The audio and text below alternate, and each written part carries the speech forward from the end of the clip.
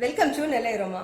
இன்னைக்கு எனக்கு ஒரு பனம் பழம் பாம் ஃப்ரூட் கிடைச்சிருக்கு. இந்த பனம் பழத்தை எப்படி சுட்டு சாப்பிடலாம் அப்படின்னு தான் பார்க்க போறோம். நாங்க சின்ன வயசுல இருக்கும்போது இந்த பனம் பழத்தை சுட்டு சாப்பிட்டுருக்கோம். அப்புறம் பனங்காயை சீவி கருப்பட்டி போட்டு அவிச்சு சாப்பிட்டுருக்கோம். ரொம்ப டேஸ்டா இருக்கும். இயற்கையாவே இது விளையக்கூடிய, அதாவது மரத்துல இருந்து இயற்கையாவே பழுத்து விழக்கூடிய பழம் தான் இந்த பனம் பழம்.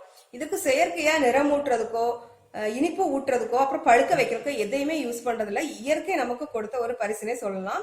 அப்புறமா இந்த ஜெனரேஷன் கேப்ல இந்த பழத்தை எல்லாம் மறந்துட்டாங்க. பனை மரமே அப்படி கவனிக்கப்படாம விட்டுட்டாங்க.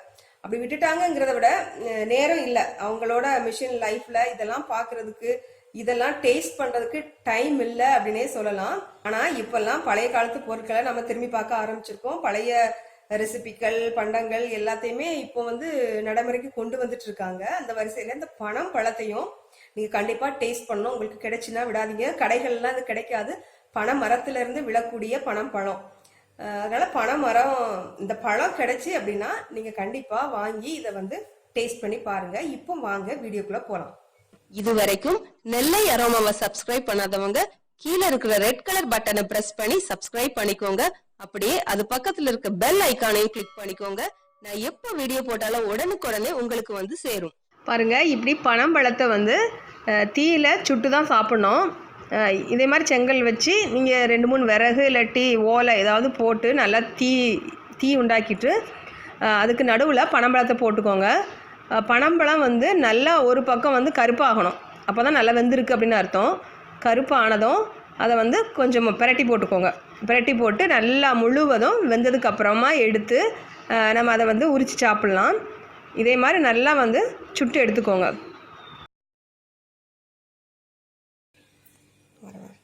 இப்போ பாருங்கள், பனம்பழம் சுட்டு எடுத்தாச்சு. பாருங்கள், ஸ்கின் எல்லாம் அந்த தோல் எல்லாம் அப்படி கருப்பாக மாறி இருக்கணும். அப்போ தான் உள்ளே வெந்திருக்குன்னு அர்த்தம். இந்த பனம்பழத்தை பச்சையாக சாப்பிடக்கூடாது. சாப்பிட்டா வயிறு வலிக்கும். நல்லா சுட்டு தான் சாப்பிடணும். இனிப்பும் அதிகமாக இருக்கும். அதே மாதிரி சுடும் போது நல்ல வாசனையாக இருக்கும். வாசனை வந்துட்டாலே இது நல்லா வேகுது சுட்டுட்டு அப்படின்னு அர்த்தம். சரி, இப்போ கொஞ்சம் ஆறட்டும். இதை பிரித்து எப்படி நார், அதாவது நிறைய நார் இருக்கும், அதை எப்படி எடுத்து சாப்பிடலான்னு பார்க்கலாம். இப்போது இந்த சுட்ட பனம்பழத்தை எப்படி எடுக்கலான்னு பார்க்கலாம். மேலே இந்த கூடு, அதாவது மூடி மாதிரி இருக்கும், அதை எடுத்துடலாம். அப்படி நீங்கள் சுடுறதுக்கு முன்னாடி இதை எடுத்தீங்கன்னா, இந்த பழத்தை சுடுறதுக்கு முன்னாடி எடுத்தீங்கன்னா அந்த தோல் அவ்வளவா வராது. நீங்கள் சுட்டப்பறம் எடுத்தீங்கன்னா ஈஸியாக வந்துடும். இதே மாதிரி பிச்சிடுங்க. இந்த பனம்பழம், வெறும் பனம்பழத்தை நீங்கள் வீட்டில் வச்சாலுமே வாசனை ரொம்ப நல்லாயிருக்கும். நிறைய நார் இருக்கும். ஆனால் அந்த பனம்பழத்தில் மாம்பழம் மாதிரி நீங்கள் வெட்டிலாம் சாப்பிட முடியாது. நான் காமிக்கிறேன் எப்படி சாப்பிடணும் அப்படின்னு.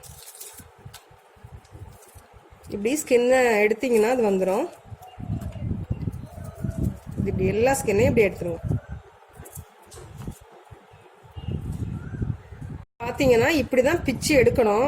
இதில் கொஞ்சம் பிஞ்சு வந்துட்டு அப்புறமா இந்த கத்தி எடுத்துட்டு இதை ஒரு பக்கமாகவே நம்ம தள்ளிட்டு போகணும். இதை முன்னாடி காலத்தில் கொத்தி சாப்பிட்றதுன்னு சொல்லுவாங்க. ஆனால் இப்போ யாருக்கும் அது தெரியாது. அருவா வச்சு இப்படி கொத்துவாங்க. இப்படி கொத்திக்கிட்டே இருக்கும்போது பாருங்கள், உள்ளே விதை இருக்குது, பெரிய கொட்டை. இந்த நாரெல்லாம் அறுபட்டு அந்த பழம் மட்டும் ஒரு பக்கத்தில் போய் சேரும். அந்த பல்ப் மட்டும் 3 விதை இருக்கும், 3 கொட்டை. இது சின்ன பழமாக இருக்கிறதுனால அதெல்லாம் சேர்ந்து போய் இருக்குது, வரமாட்டேங்குது.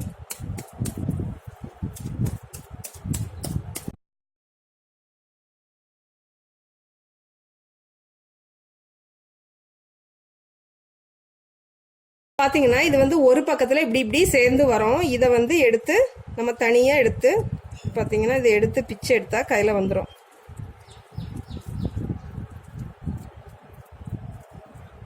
இப்படி சுற்றி சுற்றி வச்சுக்கணும். வச்சுட்டு இதை சவச்சிட்டு அந்த சாரெல்லாம் வெடிக்கிட்டு சக்கை வரும். சக்கையை துப்பிட வேண்டியதான். இன்னொரு பிளேட் எடுத்துட்டு வாங்க.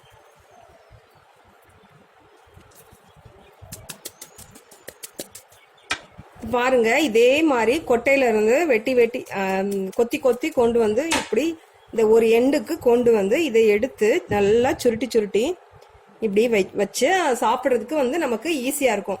அப்படிலாம் உங்கள் அப்படி கூட நீங்கள் சாப்பிடலாம். தோலை எடுத்துட்டு அது உங்கள் முகத்தில் கோலம் போடணும்னு நினச்சிங்கன்னா நீங்கள் அப்படி சாப்பிடலாம். அப்படி இல்லைன்னா இதே மாதிரி கொத்தி எடுத்து சாப்பிடலாம். பார்த்தீங்கன்னா அந்த பழத்தை கொத்தி எடுத்தாச்சு. என்ன கொஞ்சம் இருக்குது, எடுக்கல. நான் கொஞ்சமாக தான் எடுத்திருக்கேன்.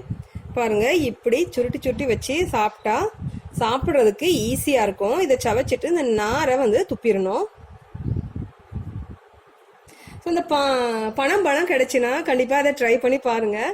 ஆனால் இதை சுட்டு அந்த கொத்தி எடுத்து சாப்பிட கொஞ்சம் கஷ்டம்தான். ஆனாலும் நம்ம பாரம்பரிய பழங்கால உணவு இது. அதனால கண்டிப்பாக இது கிடைக்கும் போது ட்ரை பண்ணி பாருங்கள். இந்த வீடியோ பிடிச்சிருந்தா லைக் பண்ணுங்கள், ஷேர் பண்ணுங்கள். மறக்காமல் நெல்லை அரோமாக்கு சப்ஸ்கிரைப் பண்ணுங்கள். தேங்க்யூ.